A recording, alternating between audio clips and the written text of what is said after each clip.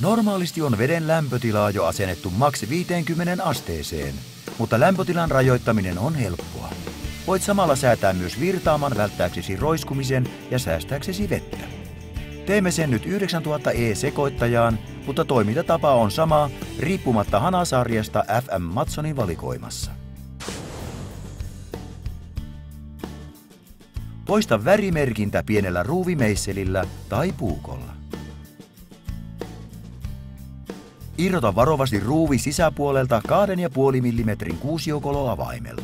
Nosta vipu pois ja kampea peitekupu sisäpuolelta varovasti meisselillä irti. Poista lämpötilarengas ja aseta vipu väliaikaisesti takaisin, jotta voit määrittää kuinka lämpimäksi veden haluat.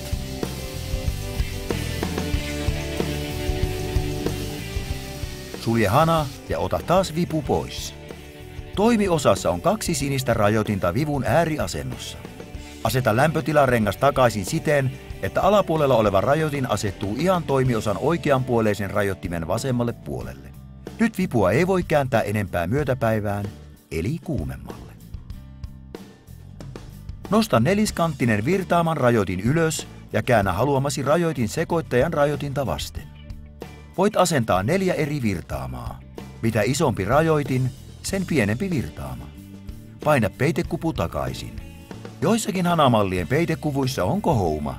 Se tulee taakse. Aseta vipu takaisin ja ruuvaa kiinni.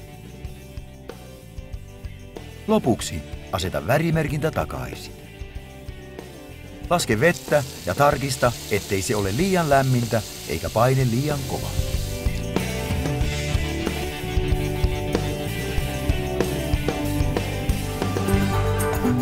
Ask someone who knew me, they will never be the same.